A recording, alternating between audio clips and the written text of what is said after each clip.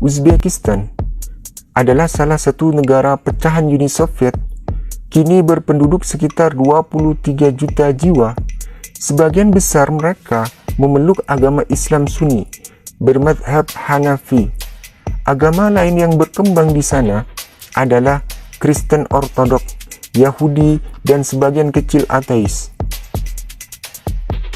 Sepintas, bila dilihat dari bangunan madrasah yang megah, masjid, dan tata krama penduduk di sana yang gampang melafalkan kalimat Assalamualaikum, ada rasa bangga sesama muslim bahwa di negara yang baru merdeka 1 September 1991 itu Islam masih kokoh.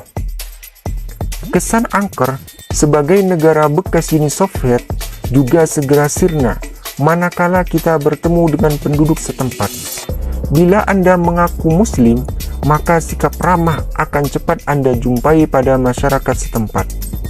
Sambil menyodorkan tangan untuk bersalaman, mereka biasanya menyertainya dengan ucapan Assalamualaikum.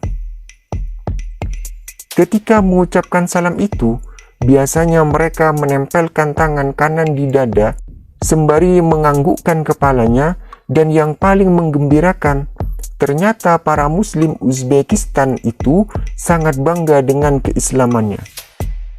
Melihat kenyataan masyarakat Uzbekistan yang seperti itu, barangkali akan mengubah persepsi kita tentang pemerintah komunis Uni Soviet. Dalam arti, meskipun komunis sempat berkuasa selama puluhan tahun di negeri Imam Bukhari itu, ternyata Islam tetap kokoh. Tapi apa benar demikian? Apa benar Islam benar-benar kokoh di sana? Ternyata tidak. Perkembangan Islam di sana sangat memprihatinkan. Ada perasaan sedih begitu kita mengetahui bagaimana kondisinya sebenarnya. Kebesaran nama sejumlah tokoh Islam seperti Imam Bukhari seperti tertelan zaman begitu melihat kehidupan agama Islam di sana. Meski ada rasa kebanggaan sebagai muslim, ternyata mereka tidak pernah menjalankan ibadah ritual sehari-hari. Salat misalnya, pada bulan Ramadan, mereka juga tidak berpuasa. Mereka bahkan terheran-heran ketika ditanyakan mengapa mereka tidak salat dan puasa. Banyak di antara muslim Uzbekistan yang tidak tahu bahwa salat, puasa, dan rukun Islam yang lain merupakan keharusan setiap umat Islam untuk menjalankannya.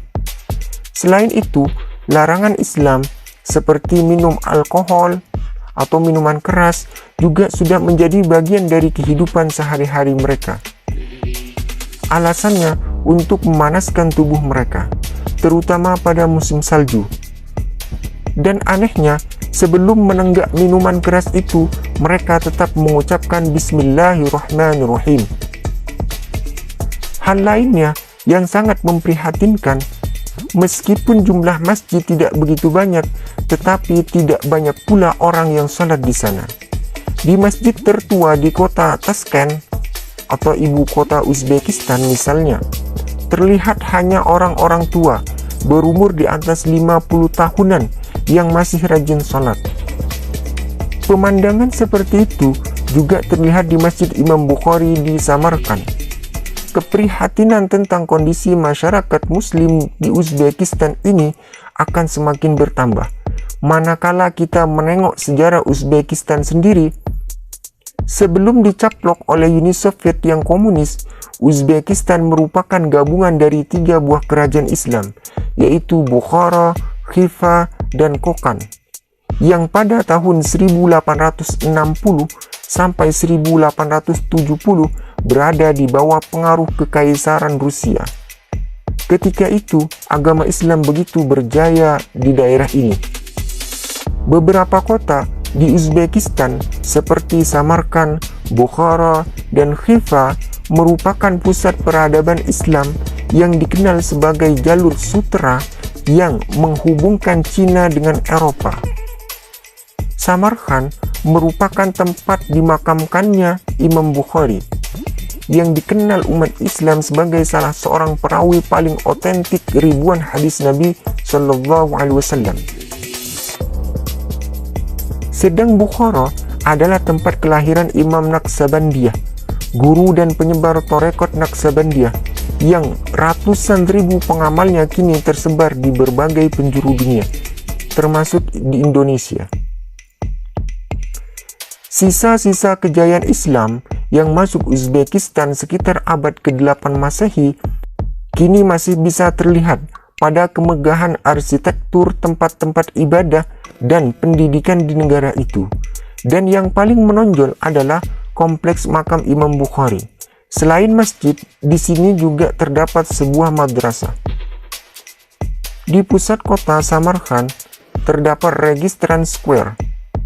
Dulu, ini merupakan kompleks madrasah yang terdiri dari 3 bangunan dengan arsitektur yang sangat unik.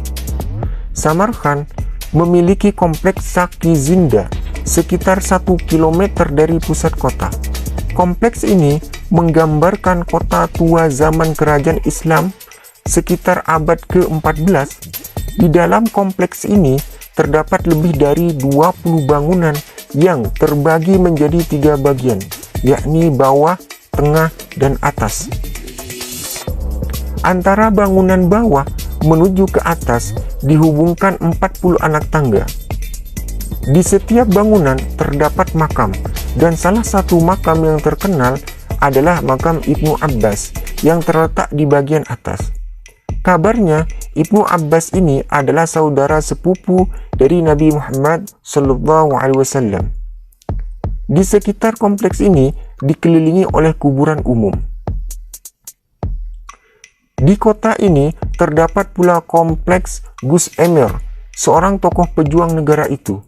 Kompleks ini adalah sebuah karya seni bangunan Asia Tengah yang sangat terkenal di dunia.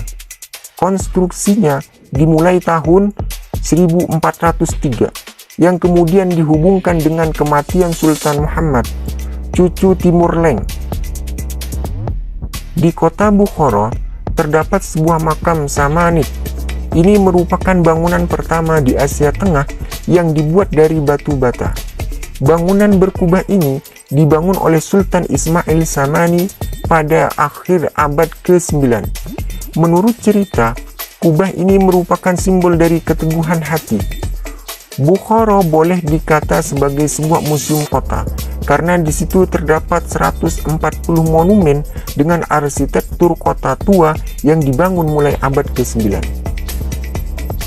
Di sini banyak terdapat bangunan istana, masjid, dan tempat kegiatan keagamaan yang sampai kini masih terpelihara dengan baik.